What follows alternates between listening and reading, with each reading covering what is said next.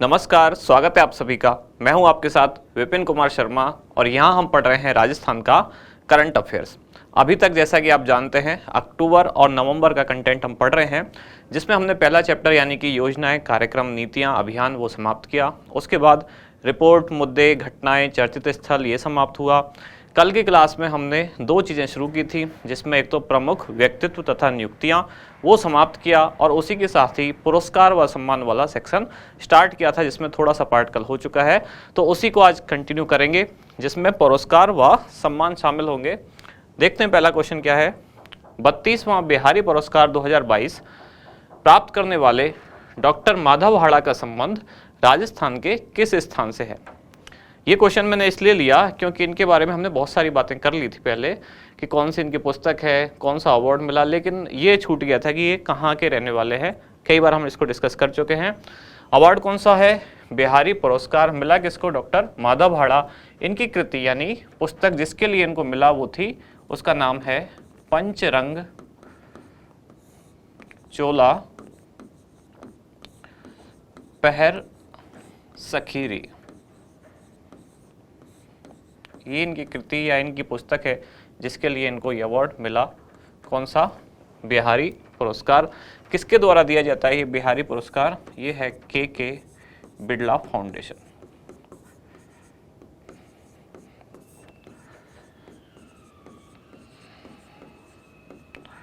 के बिड़ला फाउंडेशन द्वारा ये पुरस्कार दिया जाता है। जो 32वां दिया गया 2022 वाला किसको दिया गया? माधव हाड़ा का। और इनका संबंध है कहाँ से? राजस्थान में उदयपुर से। उदयपुर में जो मोहनलाल सुखाड़िया विश्वविद्यालय है वहाँ इन्होंने कार्य किया। अब बात आती है ये जो पुरस्कार है बिहारी पुरस्कार किसको दिया जाता है? इसमें खास बात यह है ये केवल और केवल राजस्थान से ही जो संबंधित लेखक हैं उनको दिया जाता है।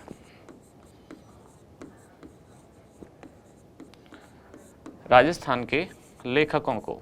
अब बात आती है राजस्थान के लेखक लिखा गया है, क्या राजस्थान के मूल निवासी या राजस्थान में जो निवास करने वाले हैं उनको? तब इसमें दो कंडीशन है। पहली बात तो यह है राजस्थान के जो मूल निवासी हैं उनको तो मिलना स्वाभाविक है ही। दूसरा, ऐसे भी लेखक जो राजस्थान में कितने 7 साल से निवास कर रहे हैं, यानी कि 7 साल से राजस्थान के निवासी हैं, उनको भी इस कैटेगरी में शामिल किया जाएगा, यानी उनको भी राजस्थान के लेखक मान लिया जाएगा और उनको ये पुरस्कार दिया जाता है के बिड़ला फाउंडेशन के द्वारा। 32वां पुरस्कार किसको मिला यानी 2022 वाला? माधव हाड़ा को। 31वां किसको मिला था? मैंने पहले भी इस बारे में बात की थी, आपको शायद याद आ भी रहा होगा। 31वां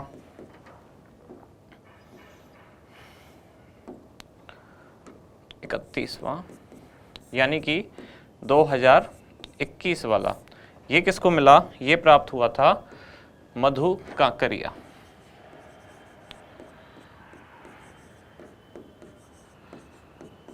और इनकी पुस्तक या इनकी कृति उसका नाम क्या था?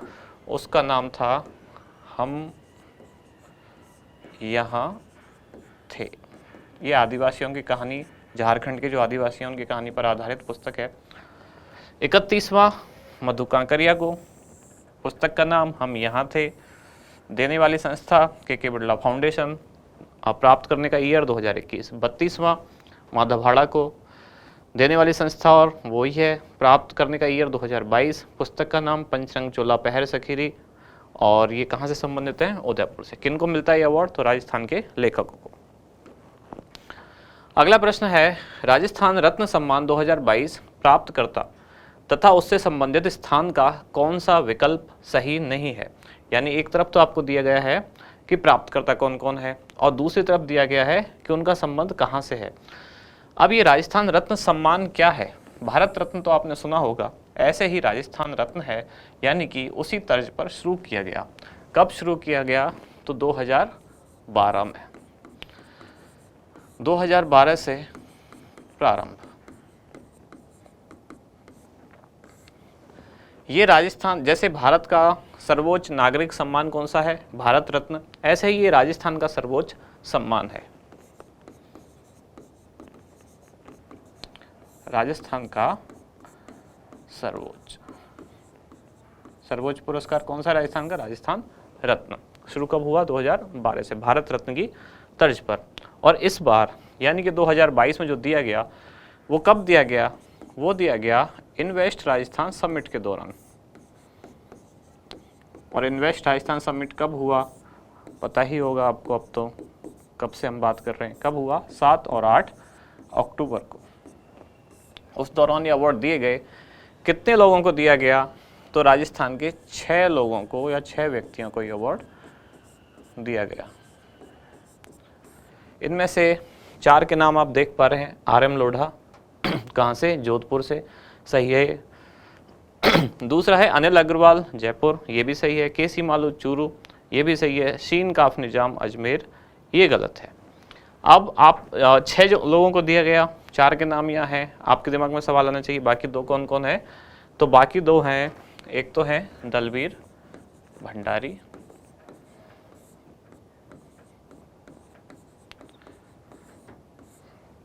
पांचवें हो गए दलवीर भंडारी, और इसमें छठे कौन है, और छठे हैं लक्ष्मी निवास मित्तल।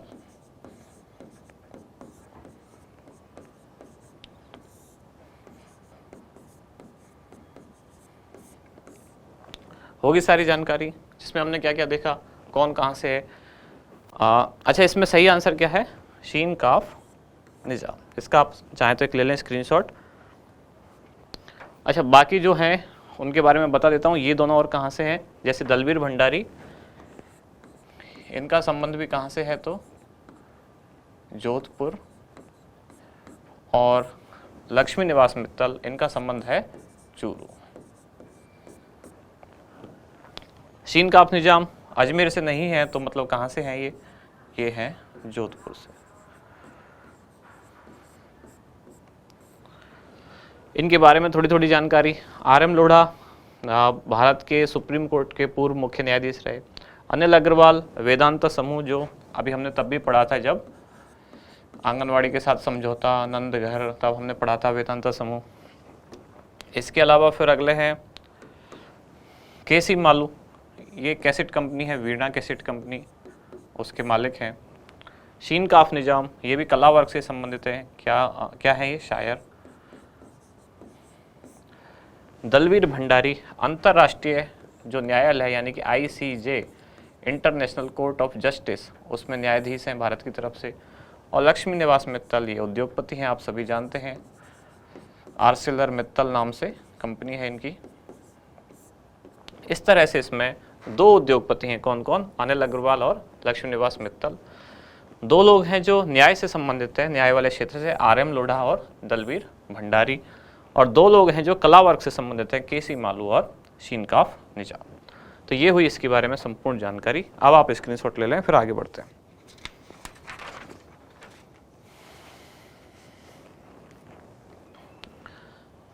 अगला क्वेश्चन, स्वच्छ भारत मिशन कौन सा ग्रामीण की राष्ट्रीय फिल्म प्रतियोगिता में प्रथम पुरस्कार प्राप्त करने वाली ग्राम पंचायत निम्नलिखित में से कौन सी रही। ऑप्शन A खेरुड़ा, दूसरा रामनगर, तीसरा रॉयल गांव, चौथा बगरू। कल आपने खेरुड़ा पढ़ा होगा और आपको लग रहा होगा ये इसका उत्तर है, लेकिन इसका उत्तर है रामनगर बूंदी। खेरुड़ा को क्या मिला था, इसको राष्ट्रीय स्वच्छता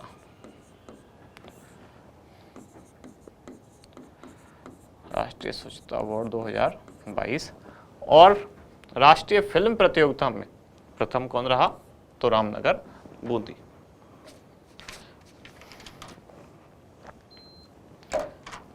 इसके अलावा और जो 2 चीजें हैं, रॉयल गांव, ये कहाँ है, सीकर के किसमें, खंडेला।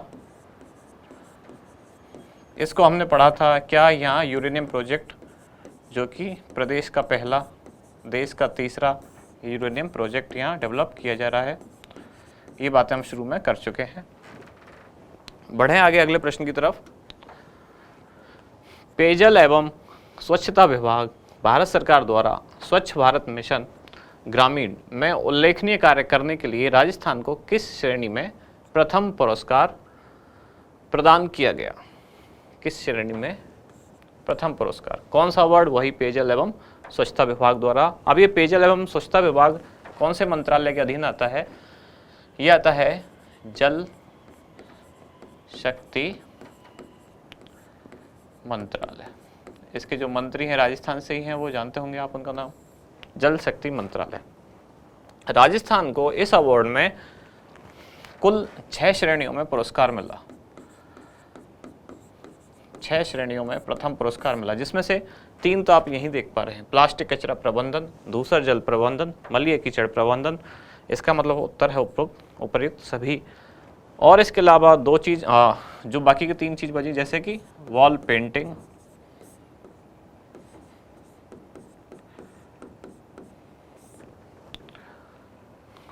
वॉल पेंटिंग के अलावा एक क्या बचा, गोवर्धन,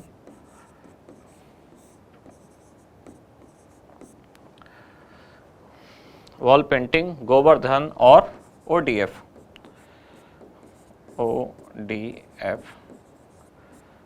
प्लस। इन श्रेणियों में राजस्थान को प्रथम पुरस्कार मिला, लेकिन एक श्रेणी में द्वितीय पुरस्कार भी मिला, और वो श्रेणी क्या है? वो श्रेणी है जैविक कचरा प्रबंधन। जैविक कचरा प्रबंधन में द्वितीय पुरस्कार मिला, इन 6 श्रेणियों में प्रथम पुरस्कार मिला। चलें आगे। स्वच्छता सर्वेक्षण 2022 में निम्नलिखित में से कौन सा जिला राजस्थान में शीर्ष पर रहा? दरअसल इस क्वेश्चन में एक शब्द कम है, ये है स्वच्छता सर्वेक्षण ग्रामीण। ग्रामीण वाले की ही बात हो रही है। ग्रामीण 2022 में निम्नलिखित में से कौन सा जिला राजस्थान में प्रथम रहा? ये बात ध्यान करने वाली है। राजस्थान में प्रथम पूछा है, देश में प्रथम नहीं। कोटा, उदयपुर, जयपुर या हनुमानगढ़? इसका उत्तर है उदयपुर। ये राजस्थान में प्रथम रहा, और देश में कौन सा स्थान रहा इसका? तो 60वां।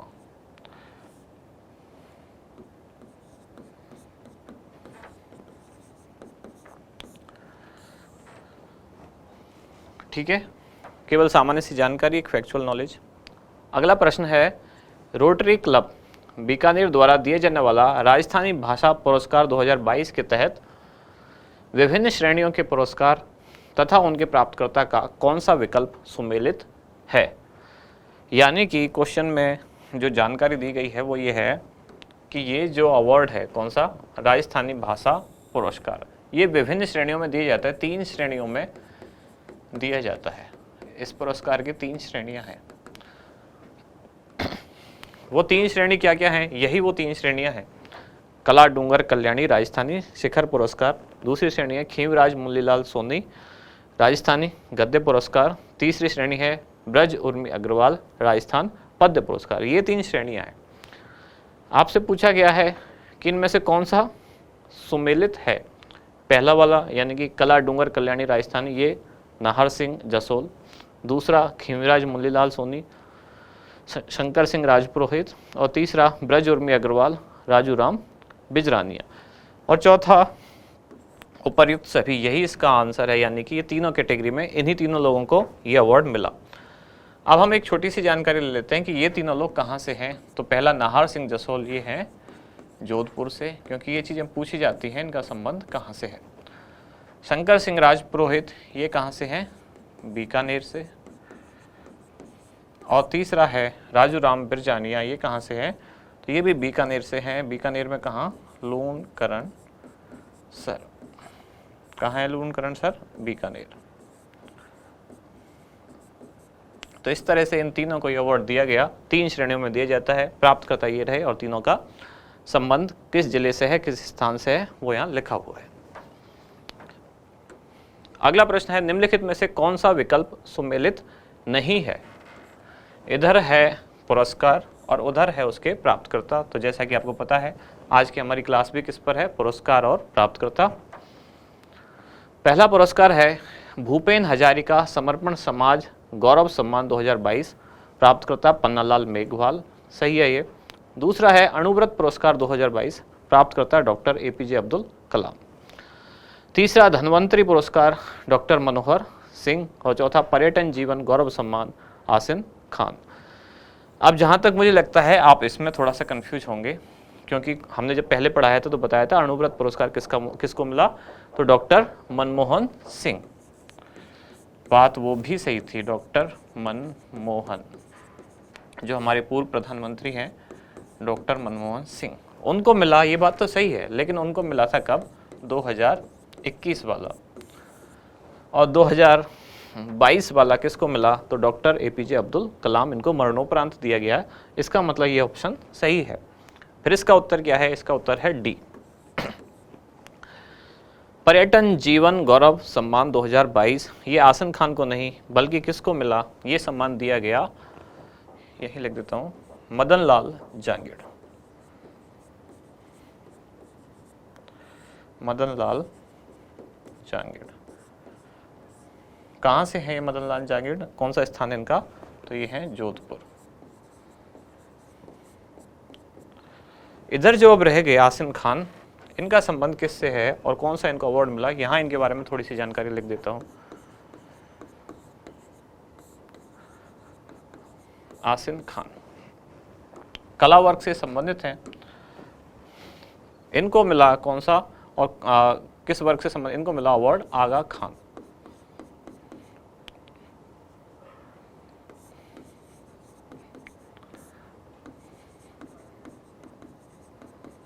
इनको आगा खान पुरस्कार मिला।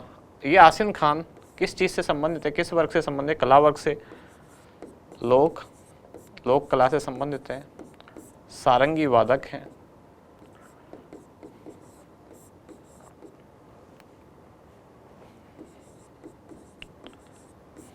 साथ ही लंगा जो कला का क्षेत्र है उससे संबंधित है, लंगा कलाकार हैं। और एक और चीज, कहाँ के रहने वाले हैं, तो ये है बाड़मेर। तो आसिम खान के बारे में 4-5 जानकारियाँ, कला से संबंधित जो लोग होते हैं उनसे संबंधित जानकारियाँ पूछी ज़्यादा जाती हैं। तो कहाँ से हैं, बाड़मेर से, सारंगी वादक हैं, लोक कला से संबंधित हैं, आगा खान पुरस्कार मिला, और लंगा कला से लंगा कलाकार हैं। अगला क्वेश्चन है, भारत सरकार के डिजिटल इंडिया मिशन के तहत दिए जाने वाला डिजिटल ट्रांसफॉर्मेशन राष्ट्रीय पुरस्कार 2022 राजस्थान के किस संस्थान को प्राप्त हुआ। कई सारी जानकारियाँ दी गई हैं, जैसे कि किसने दिया, भारत सरकार द्वारा दिया जाता है, कौन से विभाग द्वारा, डिजिटल इंडिया मिशन के तहत, और अवार्ड कौन सा है, डिजिटल ट्रांसफॉर्मेशन राष्ट्रीय पुरस्कार 2022। जो पुरस्कार है उसके नाम से आप पहले समझिए कि ये क्या, कौन सी चीज़ का पुरस्कार है। डिजिटल ट्रांसफॉर्मेशन, ट्रांसफॉर्मेशन क्या होता है, परिवर्तन, यानी कि इनमें से ऐसा कौन सा विभाग है जिसने डिजिटली ट्रांसफॉर्मेशन यानी कि परिवर्तन लाया अपने आप में। जो विभाग की कार्यवाही हैं उनमें जैसे कि डेटा मैनेजमेंट है,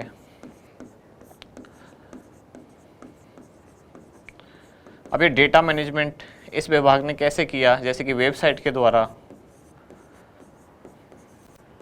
और जैसे कि ऐप के द्वारा, ऐसे बहुत सारे डेटा, और आम लोगों को ज़्यादा से ज़्यादा ऑनलाइन सुविधा दी, डेटा मैनेज किया, और ये अवार्ड भारत सरकार द्वारा दिया गया राजस्थान के किस विभाग को, आर्थिक व सांख्यिकी निदेशालय। किस किस के द्वारा दिया जाता है, तो CII यानी कि confederation of Indian institute plus Tata company जो है इसके द्वारा। इसका टाटा का भी जो डिजिटल मीडिया वाला या डिजिटल ट्रांसफॉर्मेशन वाला जो कम्युनिकेशन वाला सेक्टर है उस विभाग द्वारा ये अवार्ड दिया गया CII और टाटा ग्रुप द्वारा।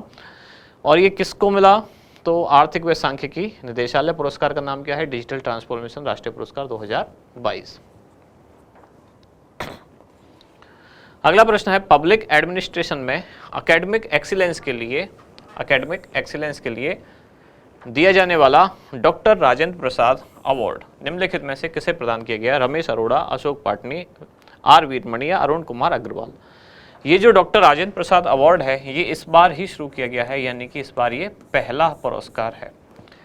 किसके द्वारा दिया गया, तो जो उपराष्ट्रपति हैं हमारे, कौन है, श्री जगदीप धनखड़। कहाँ से हैं ये, इनके बारे में बताया था मैंने डिटेल में शुरू में जब हमने प्रमुख व्यक्तित्व पढ़े थे। इनके द्वारा दिया गया, किसको दिया गया, तो रमेश अरोड़ा, इनको ये पुरस्कार प्रदान किया गया। ये राजस्थान यूनिवर्सिटी जो RU जिसे आप कहते हो, उसी में रह चुके हैं, उसी में कार्य कर चुके हैं, जगदीप धनखड़ द्वारा दिया गया। और कौन से संस्थान द्वारा दिया जाता है, तो Indian institute of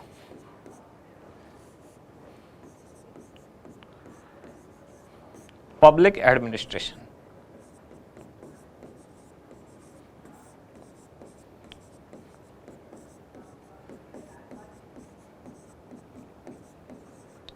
Indian institute of public administration द्वारा लोक प्रशासन या पब्लिक एडमिनिस्ट्रेशन के क्षेत्र में दिया जाने वाला ये सर्वोच्च पुरस्कार है। अभी शुरू हुआ है, पहली बार दिया गया है। और किसको दिया गया, रमेश अरोड़ा। अगला प्रश्न है, फिजियोथेरेपी हेतु रोबोटिक ट्रेनर निम्नलिखित में से किसके द्वारा डिजाइन किया गया है। यानी कि फिजियोथेरेपी आप जानते हैं, शरीर की जो अलग अलग मसल्स हैं उनको प्रेस करके, दबा के, मसाज के थ्रू इस तरह से जो थेरेपी दी जाती है उसको फिजियोथेरेपी देते हैं। इसके लिए एक रोबोटिक ट्रेनर की डिजाइन किया जा रहा है। और किन के द्वारा, तो ये किया जा रहा है जयंत कुमार, जो कि कहाँ से संबंध रखते हैं, IIT जोधपुर। सेकंड ऑप्शन जो है इसमें प्रमिला चौधरी, कहाँ से हैं ये, नागौर। ठीक है, और इन्होंने क्या किया, कौन सा इनको, किस चीज़ में इनको उपलब्धि हासिल हुई, तो जो इन्वेस्ट राजस्थान समिट हुआ था उसके लिए पहले सरकार ने एक प्रोग्राम शुरू किया, इन्वेस्ट राजस्थान क्विज प्रतियोगिता। इस प्रतियोगिता में इन्होंने प्रथम स्थान हासिल किया, यानी कि फर्स्ट रही। नागौर से संबंधित है, नाम है प्रमिला चौधरी। मदन लाल जांगिड़ और आसिन खान दोनों को अभी हमने पढ़ा, इनको पर्यटन वाला अवार्ड मिला और इनको आसिन खान को आगा खान पुरस्कार। जब मैंने ये मदन लाल जांगिड़ वाली बात कही यहाँ, तो ये मदन लाल जांगिड़ गौरव सम्मान जो अवार्ड है किसके द्वारा दिया जाता है, तो हिंदी भाषा की एक साप्ताहिक पत्रिका है जिसका नाम है पर्यटन टुडे। पर्यटन टुडे द्वारा ये अवार्ड दिया जाता है।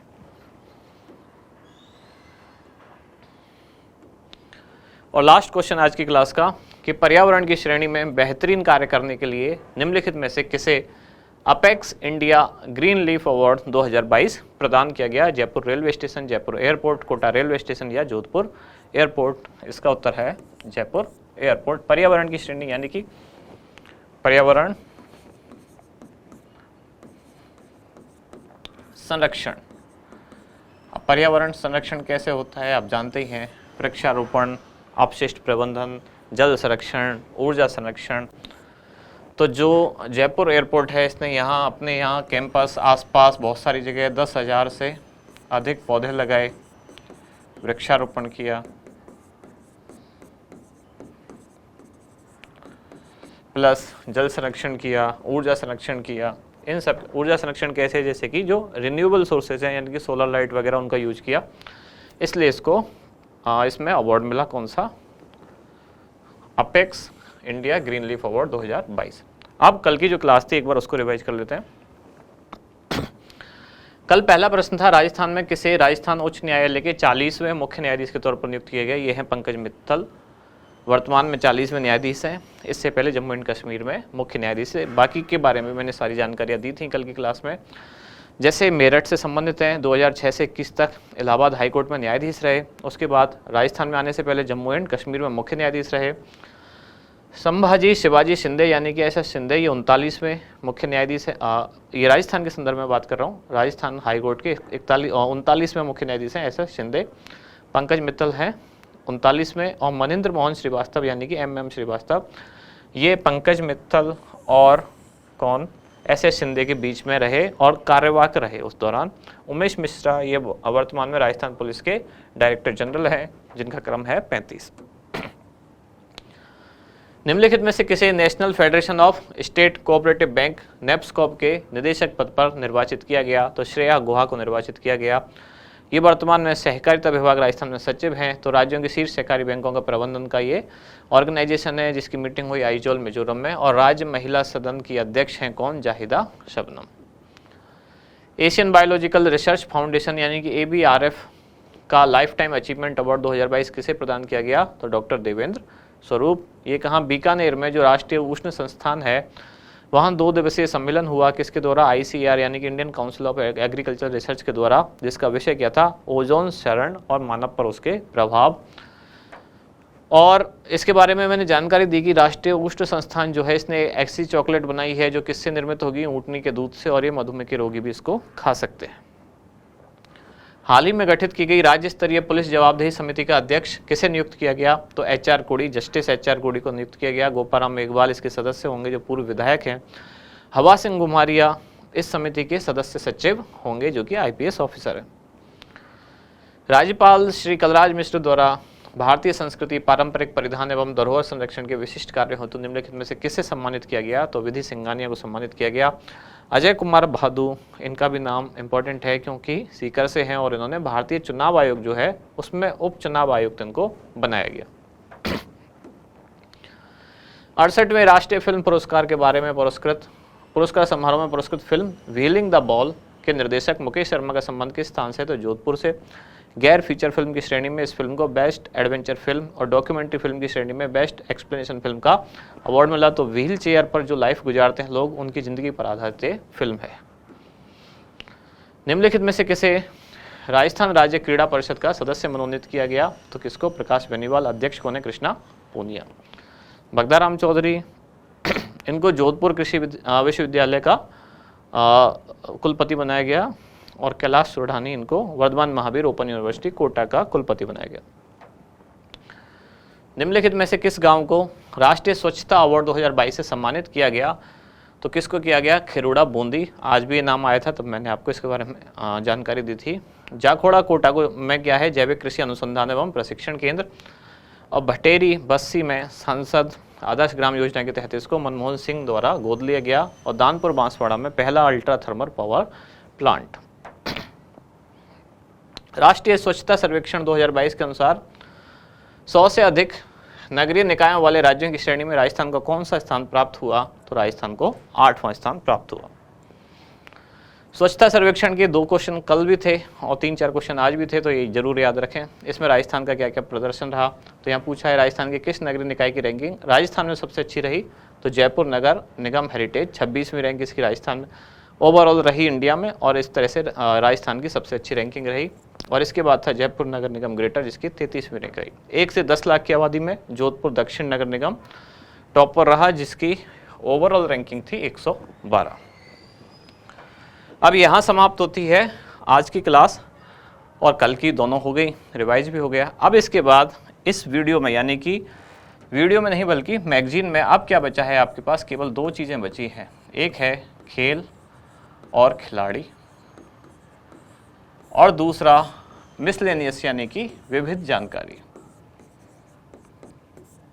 अब खेल और खिलाड़ी में जो राजीव गांधी ग्रामीण ओलंपिक है उसको तो हम डिटेल में पहले ही पढ़ चुके हैं, तो छोटा मोटा तो कुछ खेल में कुछ पार्ट बचा है और थोड़ा बहुत ही कुछ विविध वाले पोर्शन में बचा है। यानी कि अगली जो एक क्लास होगी, नेक्स्ट जो दिन होगी, उस दिन हमारा अभी तक का पूरा यानी कि 2022 का करंट अफेयर्स अब समाप्त हो जाएगा अगली क्लास में, जिसमें हमने कहाँ से शुरू किया था? जनवरी से, और कहाँ तक हो जाएगा अब ये? नवंबर। अगली क्लास में समाप्त हो जाएगा। अब आपका हो गया 1 साल का मतलब तो दिसंबर भी होता है, लेकिन दिसंबर तो अभी चल ही रहा है। जो चल रहा है उसके बाद ही तो करंट होगा, यानी कि एक बार पूरे महीने का जो करंट अफेयर्स हो जाएगा समाप्त, दिसंबर समाप्त हो जाएगा, तब उसको हम एक साथ दिसंबर मंथ का जो होगा उसको एक साथ समाप्त करके दिसंबर का फिर बाद में बनाएंगे।